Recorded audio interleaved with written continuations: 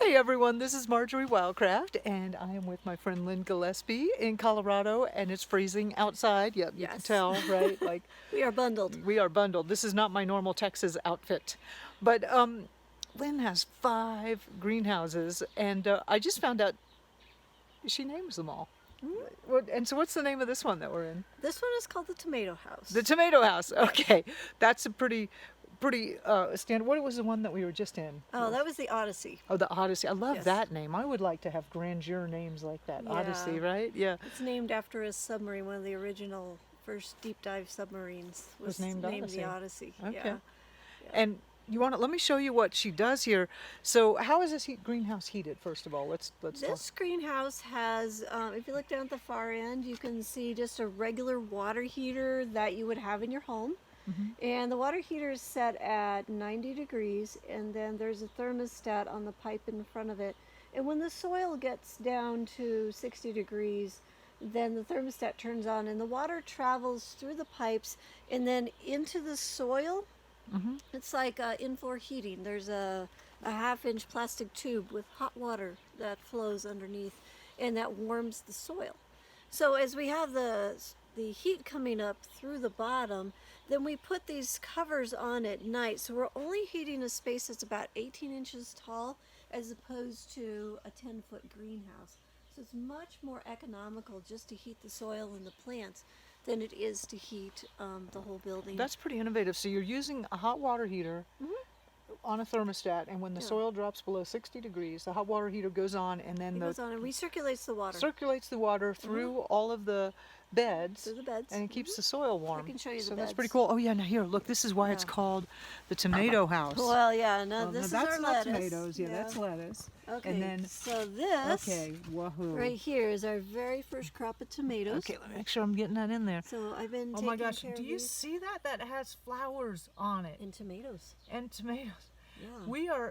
This is February, is it 10th? February 10th. It's We February are 10th. Like 12 weeks away from our frost date. Yeah, wow. And Lynn has got she's growing these patio tomatoes here. And then she keeps them covered up. Yep, at night. These are the heavy frost blankets. Mm-hmm.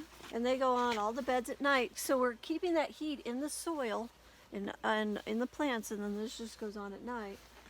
And then for the tomatoes, we actually have a hot pad underneath them as well too. Because boost them a little tomatoes bit more. really are sensitive. Yes. They're And this very is the sensitive. earliest crop that I've ever made, but I always have to challenge myself. I'm like, ooh, how early can you have a tomato? So that's my challenge this So year. you're looking at having We're tomatoes looking at having tomatoes in April, April. and our normal first tomatoes outside would be in August. Right. If you were going to try and plant outside, like the last frost date here is what, May 15th or May something? 15th, yeah. Yeah. Oh my gosh, So like crazy. I said, we're still like 12 weeks away from that. Yeah. Well, Lynn has 5 greenhouses, and this one's called the Tomato House. I was just in the Odyssey.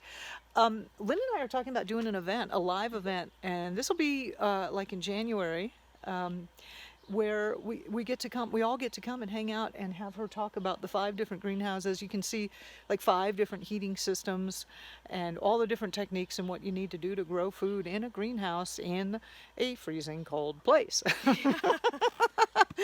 It's really fun to get to be in the greenhouses when it is so cold and nothing will grow outside. The greenhouses are fabulous. They're great to work in. Yeah, Yeah. it's really nice space. It is very comfortable here. I mean, we're a little overdressed for this greenhouse, to be honest with you. Yeah. But- And if it was sunny out, it would be 85 in here.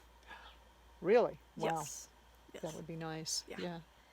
Lynn is also making a certification, a master class for the Grow Network, for the Honors Lab, where she'll go through how to grow in greenhouses, what kind of greenhouses, how to heat, what works, what doesn't, what's effective. And so if you can't make the live event, watch for that certification. That's going to be coming up sometime this year.